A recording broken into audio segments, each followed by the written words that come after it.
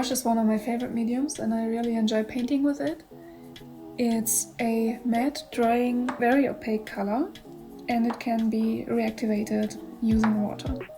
The trickiest part about gouache is that the light colors dry usually darker than they appear while wet, and the darker colors usually dry lighter than they appear while wet.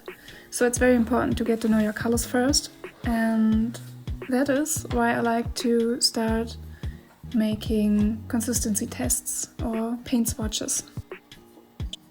So let's just start very easy and mix different consistencies of paints. You can see me here mix a blue, and I'm trying to water it down very much so that it's basically just water with a very tiny amount of pigment. You can see me layer it down on the paper in a second and you'll see how little pigment is in it actually. This is almost like watercolor at this point.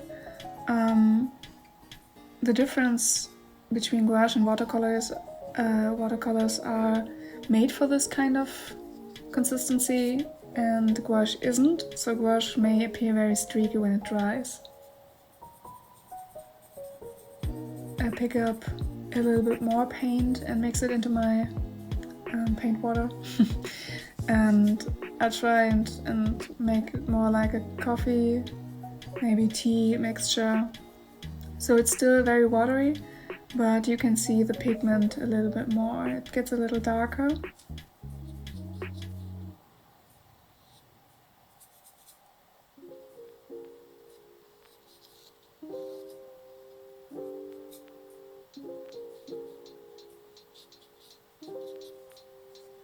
For the next step, I'll try and mix a bit more pigment in, and it'll be more like a milk consistency.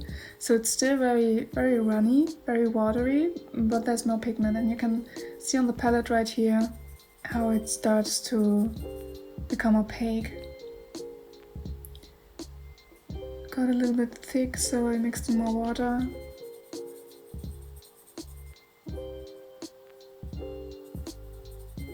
And we'll layer down another rectangle, and you can see the color is a bit darker right here. Mixing in a bit more paint. The color is darker and it becomes more opaque. You can also hear how the pigment starts scratching on the paper, how the paint becomes chalky, because gouache is a very chalky paint.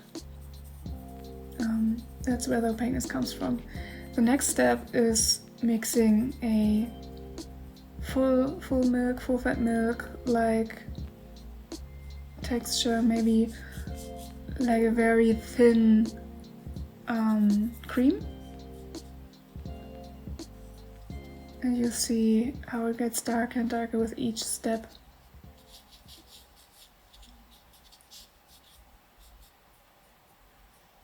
And I'll pick up a bit more and do one more here. The color starts to become thicker. You can see how the paper starts to show through, how it's actually showing these teeth. That shows I'm using too little water here.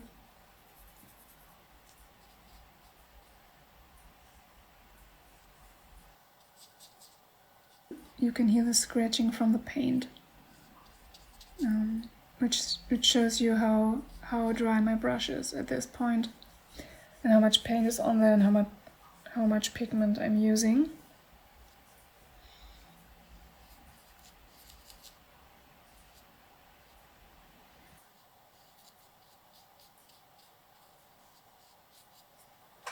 And let's do one last step. I'm just using my wet brush here and diluting the paint a bit, so it's really thick right now. I'd say it's definitely cream-like, maybe even a tiny bit thicker, but not very much. And you can see how the paper teeth are showing through. So this paint will be very opaque. You can layer it on top of another color and it won't be very shine through. And that's where the beauty of gouache is. So when it dries, it becomes this very smooth matte finish.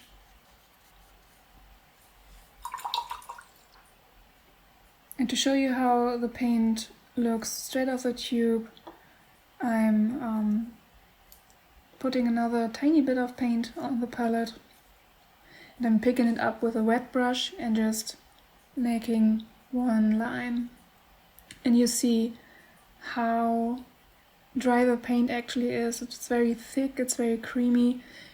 It's almost like buttery of some sort, like a warm butter. And we're using cold pressed paper here, and that is why you can see all this texture coming through.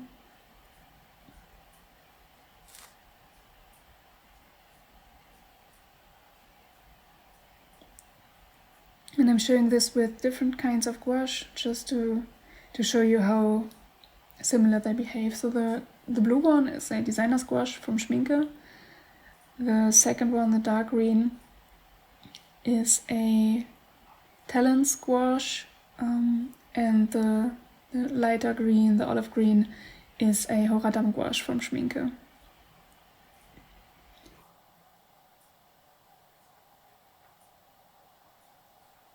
And I just repeat the steps I did before with the blue, so we're trying to make a very light wash of paint and just making some more squares to get used to the texture and see how the color behaves. So this is almost tea-like, maybe a little bit thicker than tea, and you see how light the color gets. The next step is more coffee-like, and the pigment starts to become darker. For the next step we're going milk-like, and you see this is very dark already. This is what the color is supposed to look like. Next step is cream-like, and this is very opaque, and this is what we want for the color. This is how you usually paint with gouache to layer it. And the last step is almost straight off the tube. It's very buttery, and you see the tea thing that happens here.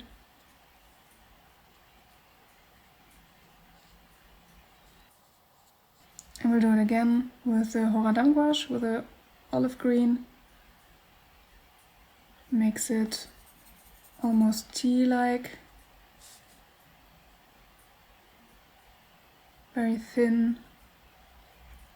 Makes in a bit more pigment, so it becomes more coffee-like.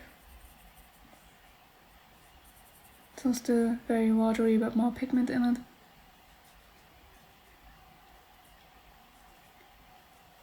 And next step is milk-like. So the paint becomes darker and more opaque.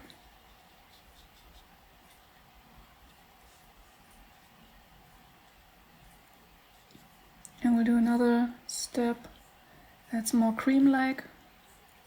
Again, this is how the paint is supposed to be looking.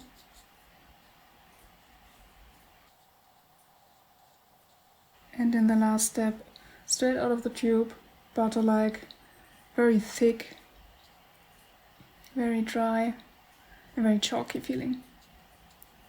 So the beauty is definitely between milk-like and cream-like.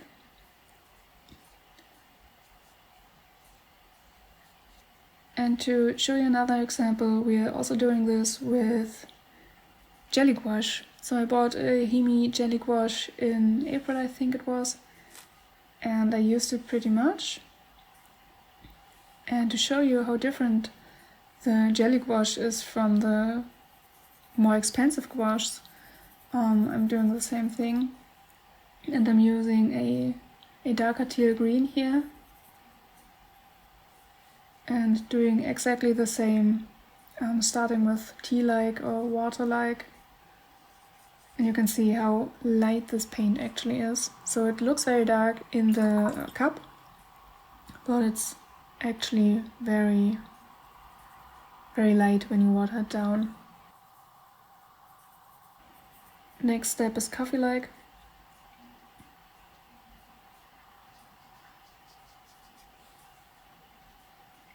You can see it gets a bit darker, but not very much. The step after that is milk-like. And you can kind of see how streaky it gets at this point.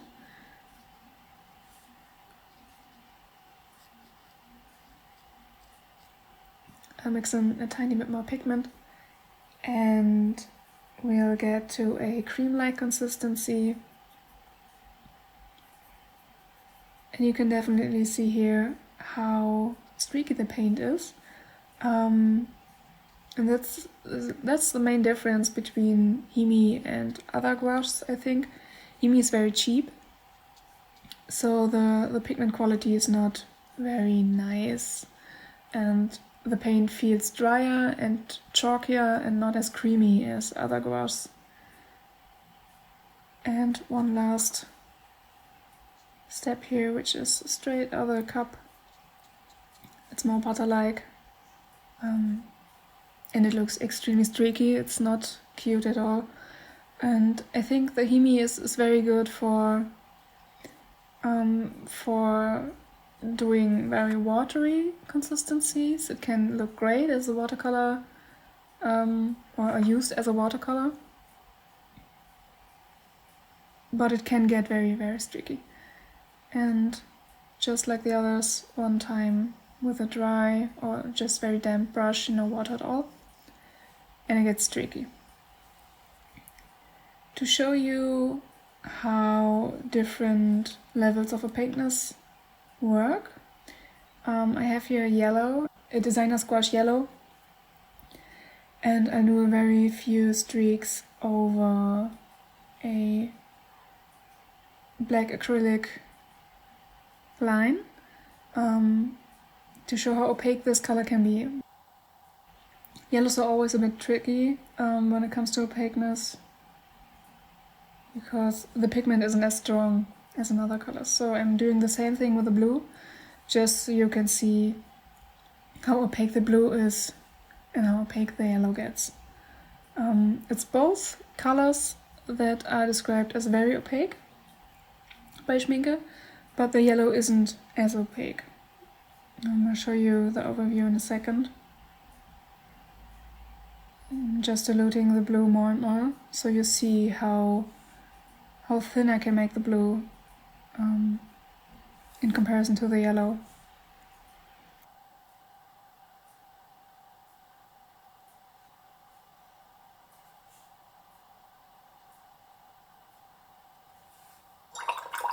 And you see here very nicely that the blue gets very opaque in the middle, where the blue and yellow are next to each other, and the yellow still is very see-through, which is a thing that's important to know about your color, and it's important to experiment. I did the same thing with the other colors, just so you can see the both darker greens, the more expensive greens are very opaque, and the jelly gouache isn't at all.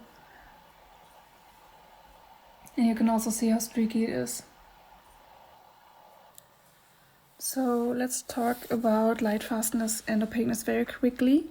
Lightfastness basically tells you how well a pigment holds up against UV light. So if it's exposed to the sun, paint fades, so the pigment fades. And the lightfastness tells you how quickly this process will happen.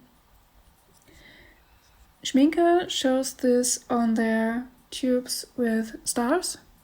You can see me holding a yellow designer's gouache and a burnt umber Horadam gouache, and both of them have the little stars. And the yellow has 3 stars, which means it is pretty light fast, but not as light fast as it can be. And the burnt umber has 5 stars, which means it's very light fast. Sorry if you can hear my cat. So next step is opaqueness. We already talked about different levels of opaqueness with the yellow and the blue. Both of them are considered very opaque. Phew. You can see me holding two whites, both from CMYK, both designer Gouache. But one is an opaque white, the left one, and the right one is a mixing white. You can see the different levels of opaqueness with these little squares. Different brands do it differently, but this is the way CMYK does it, and they show you on the tubes how opaque this color will be.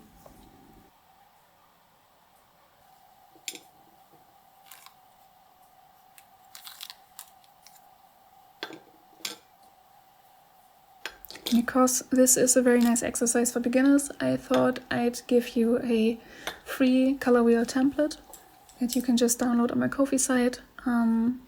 It's free, so no hidden costs, no anything. So you can just download it and print it out at home and start painting. I'd recommend painting on watercolor paper. If you have some at home, I wouldn't recommend painting on printer paper. Just use some rough cardstock that's not coated with anything and you'll be fine. But best would be using watercolor paper. I'll also link that down below. It's a pretty cheap brand, but it's my go-to brand if I'm just playing around with colors and I'm not too precious about anything I'm doing. And it's a great way to get started without paying a ton of money for paper, because paper can be really, really expensive.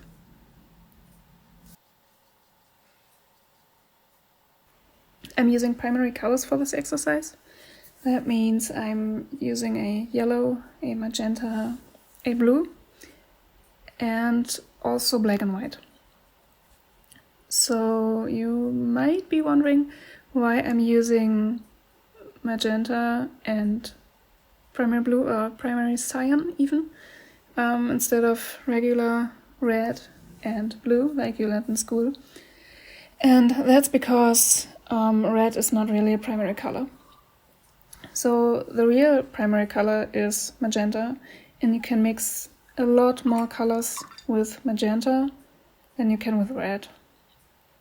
You can see this best when I'm mixing the violets, and the violets turn out really bright when you're using primary magenta or magenta at all. If you were using a red, these colors will turn out very muddy and almost grayish. So I'm starting this exercise by just painting in the primary colors. And then I start just mixing the secondary colors. So the colors in the middle of the two primary colors. In this case, in the first case, it's green.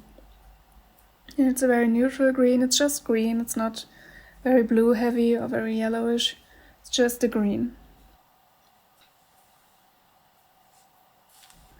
And I'm doing it this way because it's easiest to tell which color is in the middle and then fill in the two in-betweens. And not just start with a yellowish green or with a bluish green and then work your way towards the other extreme.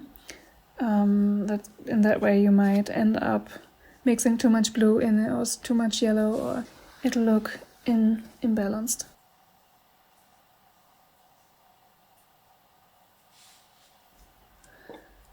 And you can see I also drew in a circle in the middle, and I'm just using a bit of white with this exercise so you can see how the lightened color would look like. These color wheels are also a great reference for painting later, so you can always see in which way you want to mix your color.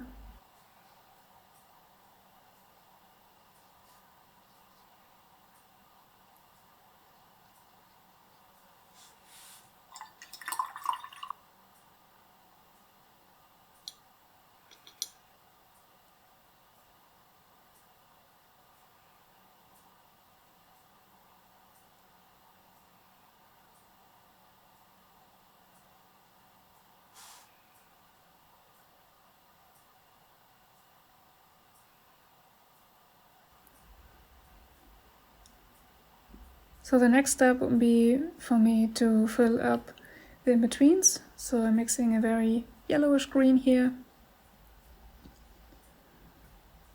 And I'm always checking consistency. So I'm trying to get my consistency to the milk-like, cream-like consistency I talked about before, where the color would look best and creamiest and the most opaque.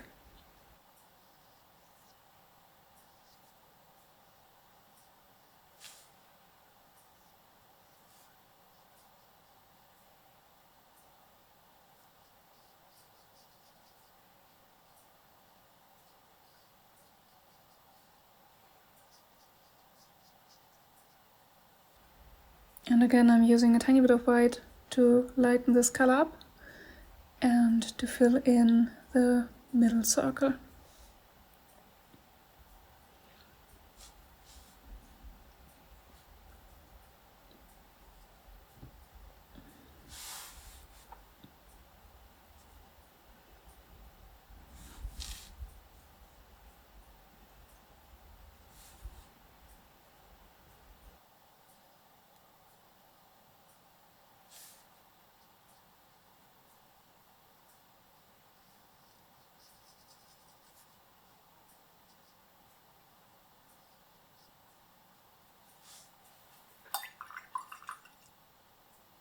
And then I start mixing the bluish green.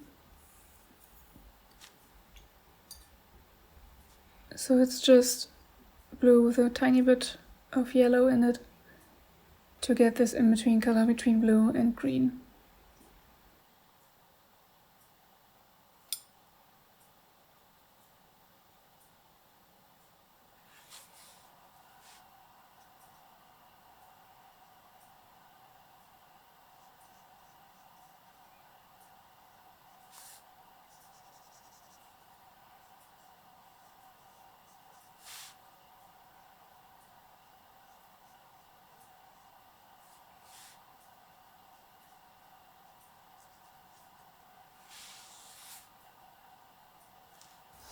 And I'm mixing it also with white.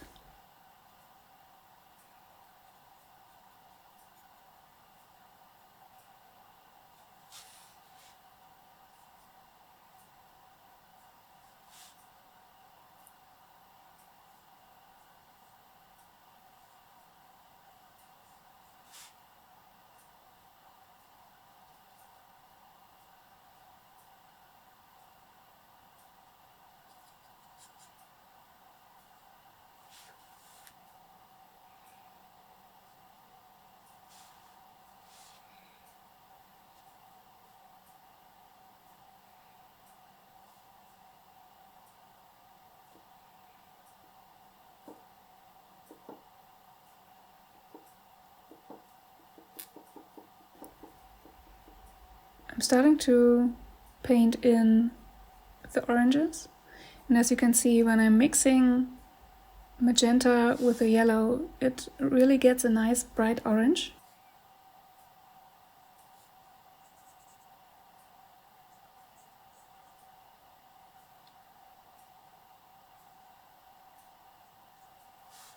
When I'm starting to paint in the reddish orange, so the magenta orange, you can see that it almost looks like a red, like a soft, very warm red.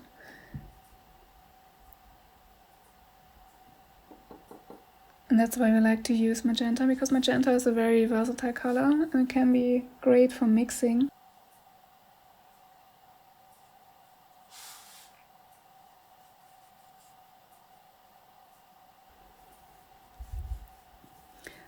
I'll also mix all of these colors with white, just to spice things up a bit. I'm mixing in the white after I mix all the other colors, all the in-between colors.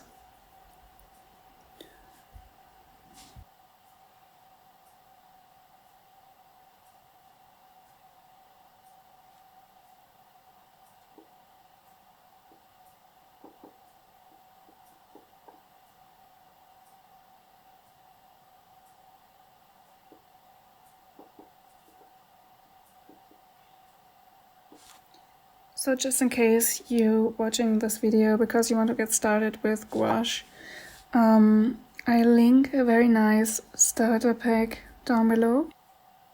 It's the 5 basic colors set by CMYK, and it will contain a primary yellow, a primary blue or cyan, and a primary magenta, and you'll be able to mix every color with it.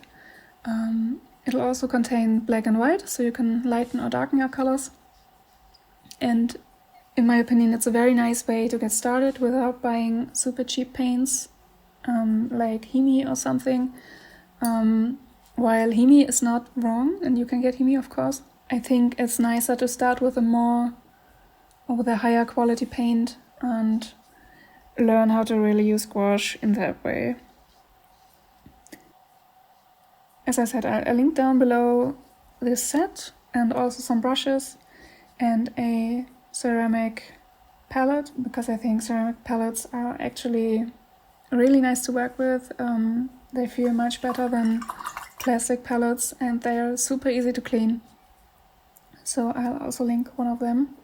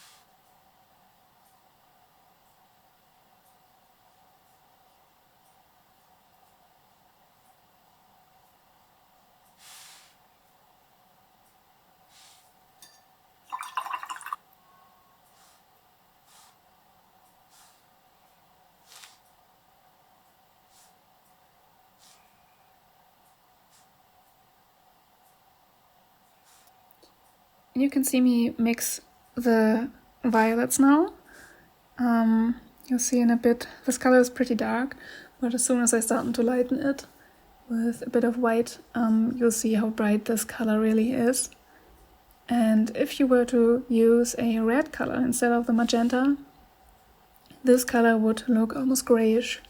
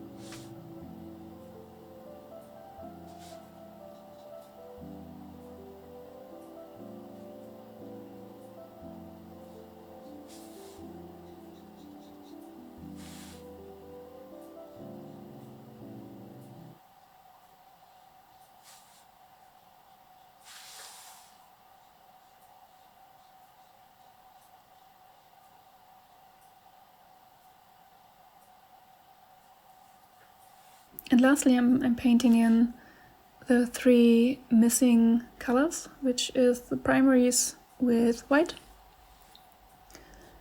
And you can also do this color study or this color wheel with blacks instead of whites in the middle. And I did that too, to show you how many colors you can actually mix with just using 5 basic colors.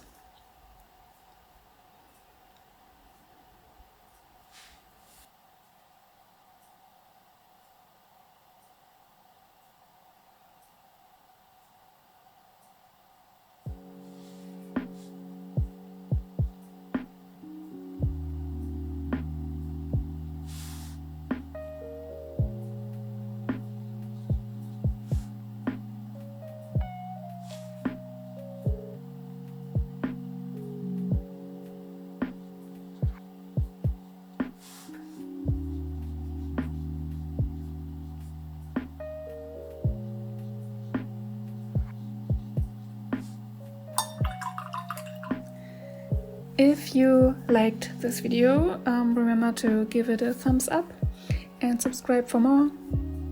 You can also let me know in the comments what kind of video you'd like to see next. I'm planning on doing more of these more educational videos because I think it's really helpful if you're a beginner and wanting to learn, and I like learning myself. So it's a nice way to freshen up my own skills and try new things and learn with you guys.